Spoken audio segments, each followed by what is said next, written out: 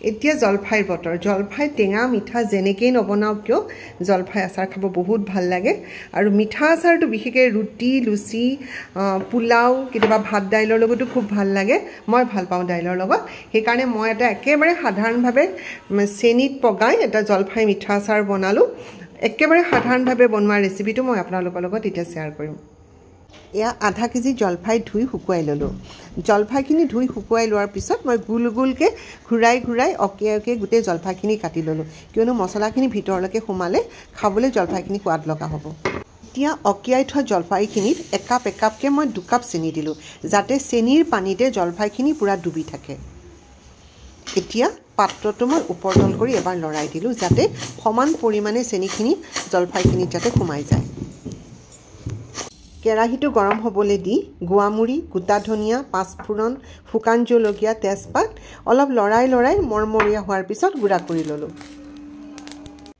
মই জলফাইখিনি কালি কাটিছিলোঁ যদিও মোৰ আচাৰখিনি কৰা নহ'ল এইকাৰণে মই হঠাতে বাহিৰলৈ মানে বিশেষ কামলৈ ওলাই যাব লগা হ'ল মই চেনিত প্ৰায় গোটেই ৰাতিটো বুলিবই পাৰি আৰু চেনিতে ডুবি থাকিলে এই গোটেইখিনি চেনিৰ পানী ওলাই গৈছে চাওক এতিয়া মই চেনিৰ পানীখিনিতে মই জলফাইখিনি এতিয়া পগাম মই এতিয়া জুইটো দি দিওঁ চেনিৰ পানীতে জলফাইখিনি মই সিজিবলৈ দিছোঁ এতিয়া জুই বহাই দিছোঁ চেনিৰ পানীত জলফাইখিনি সিজি আছে কিছু সময় লাগিব যেহেতু পানী বহুতখিনি ওলাইছিলে ৰাতিটো থৈ দিয়াৰ কাৰণে ৰংটো বেলেগ হৈ আহি আছে ওপৰতে থকা ফেনখিনি অলপকৈ কাটি দিছোঁ এতিয়া মই এই যিখিনি মছলা মই শুকানে ভাজি লৈছিলোঁ এইখিনি মই গুড়ি কৰি এতিয়া ইয়াত দি দিম ইয়াত মই তেজপাত শুকান জলকীয়া সকলোখিনি দিছোঁ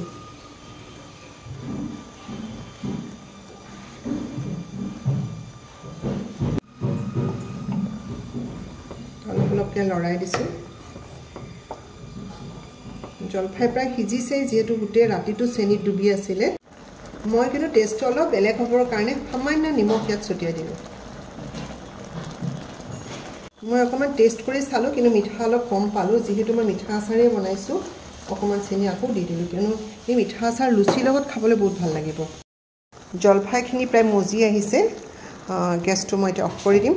গেছ অফ কৰি উঠি পেলাই মই অলপ ঠাণ্ডা হ'বলৈ দিম ঠাণ্ডা হোৱাৰ পিছত মই বটলত ভৰাম তাৰপিছত মই জলফাইৰ ভিতৰত কেনেকৈ ইয়াৰ ৰসখিনি সোমাই গৈছে আপোনালোকক দেখুৱাম